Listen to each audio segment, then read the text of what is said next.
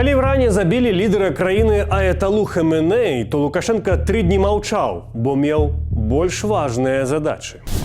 Это тебе наука. Драть их надо, как Сидорову козу. Нравится их, хорошо, но убери снег. Больш за тыдзень для прыхільнікаў ісламскай тэакратыі быў вось такі вайб.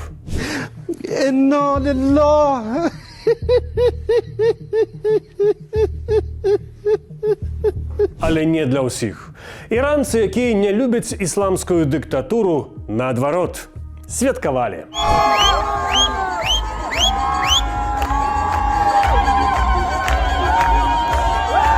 Без аятолля доўга не працягвалася.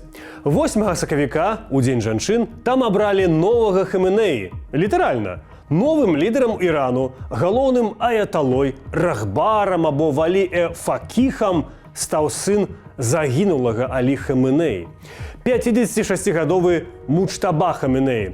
Вось так навіну пра яго абранне ўспрыняў натоўп у Тегеране. سید مجتبی خامنه‌ای باقی مجلس پارلمان سومین نفر اسلامی ایران شد. Людзі цешацца, нібыта гэта яны абралі новага лідара. Нічога падобнага. Яго абралі ісламскія багасловы, а дапусціла да выбараў рада, якая сочыць за тым, каб усё адпавядала шарыяту. Іранская палітычная сістэма не мае аналага ў свеце. Але мы сёння будзем гаварыць не пра яе, а пра то, як Беларусь падрыхтаваная да сітуацыі, калі з галоўным кіраўніком нешта адбываецца.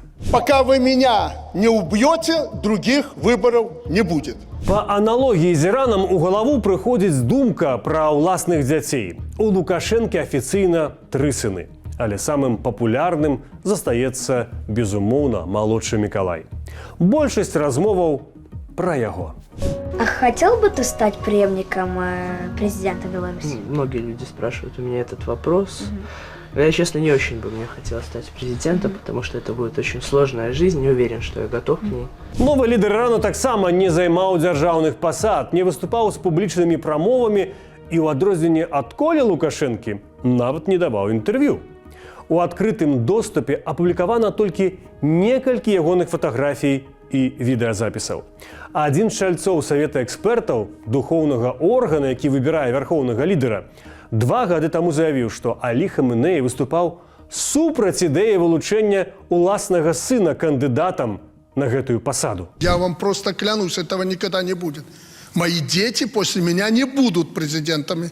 Старший сын вообще ушел с госслужбы. Але сыны Лукашэнкі натуральным чынам разглядаюцца ў якасці пераемнікаў, бо іх роля пры бацьку выклікае шмат пытанняў.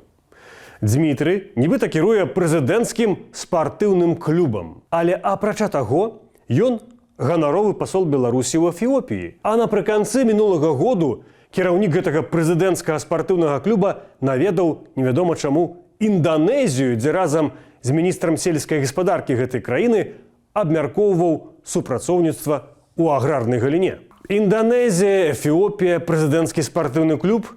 Нехта нешта разумее? I don't understand. I don't know what's going on here. Дарэчы, подписывайтеся на наш канал, ставьте лайки і пішыце каментары. Працягваем. Віктор кіруе Нацыянальным алімпійскім камітэтам, але напрыканцы мінулага года ён разам з бацькам чамусьці паехаў у Аман. Віктора там назвалі спецыяльным прадстаўніком бацькі па ўзаемадзеянні з Аманам. На постсавецкай прасторы перадача ад бацькі ўлады сыну практыкуецца. У Туркменістане кіруе Сердар Бердымухамедов, сын былога прэзідэнта. У Азербайджане кіруе Ильхам Алиев, сын былога прэзідэнта Гейдара Алиева. Семейная пропаганда, работа – это очень тонкая работа, которую необходимо проводить во всех сферах жизни человека. Такі варыянт перадачы ўлады магчымы, але не адзіны. 9 траўня 2021 года Лукашенко падпісаў дэкрэт аб абароне суверэнітэту і канстытуцыйнага ладу. Ён прапісвае, што павінна адбывацца ў краіне ў выпадку аднаго здарэння. Декрет касается одного случая или момента в истории нашей страны. Если, не дай Бог, это произойдет. Вы знаете, какой этот случай? Только одного. Што гэта за выпадак такі? Такі выпадак, здаецца, з Лукашэнкам ужо быў.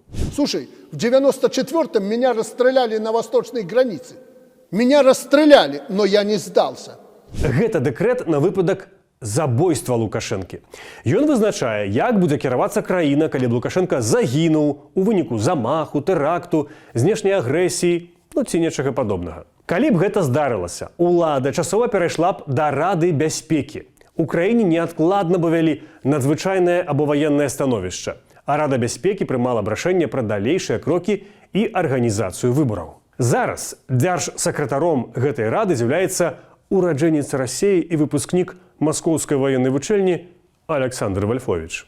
Фиксируем постоянные пролеты разведывательной авиации.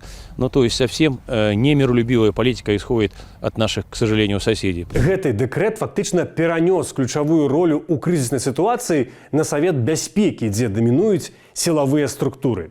А раней Канстытуцыя Беларусі прадугледжвала, што калі прэзідэнт не можа выконваць свае абавязкі, яго паўнамоцтвы часова пераходзяць да прэм'ер-міністра. Сёння гэта, калі нехта не ведаў, Александр Турчин. У нас до второго заседания 7-го Всебелорусского народного собрания осталось не так уж много времени. Усебеларускі народны сход – гэта чарговы элемент, які задумваўся Лукашэнкам як нешта, што можа быць альтэрнатыўнай уладай на выпадак таго чагосьці, што можа з ім здарыцца. У выніку ён сам яго ўзначальвае. Председатель Всебелорусского народного собрания Александр Григорьевич Лукашенко.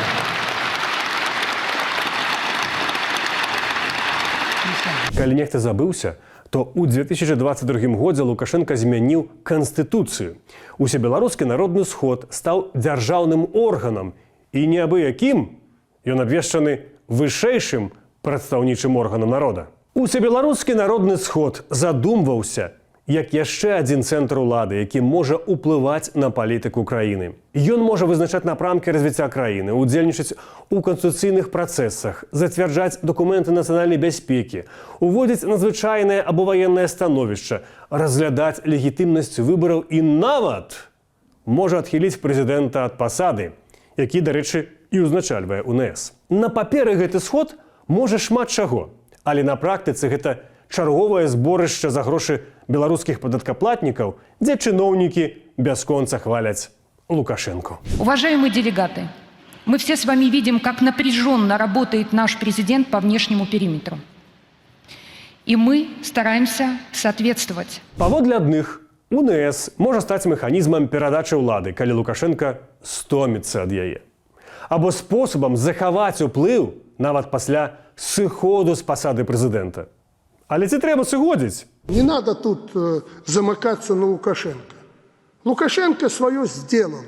4 гады таму Лукашенко змяніў нават Канстытуцыю і тады заявіў, што гэта менавіта тыя перамены, якія хацелі беларусы. Ни в одном государстве мира такого процесса не было.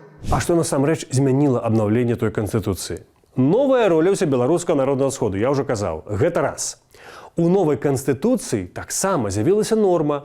Прэзідэнт можа займаць пасаду толькі 2 тэрміны. То бок, год таму пачаўся для Лукашэнкі першы, а пад ягоная 80, магчыма, скончыцца другі.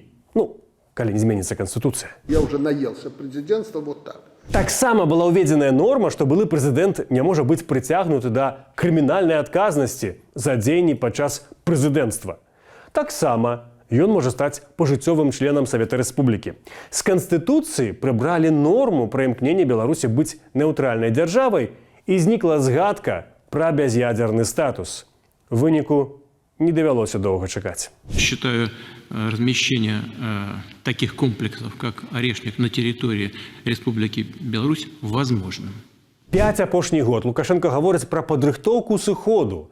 Аналітыкі разглядаюць сцэнары транзіту ўлады. Але як не круціць гэтыя сцэнары Лукашэнкі, усе яны, урэшце рэшт, выходзяць на самога Лукашэнку. Умирать я не собираюсь, ребята. Вы еще мучиться со мной будете очень долго. Сістэма нібыта падрыхтаваная да ўсяго. І на выпадак замаху, і на выпадак транзіту ўлады, і нават на выпадак канстытуцыйных эксперыментаў. Толькі ёсць адзін нюанс.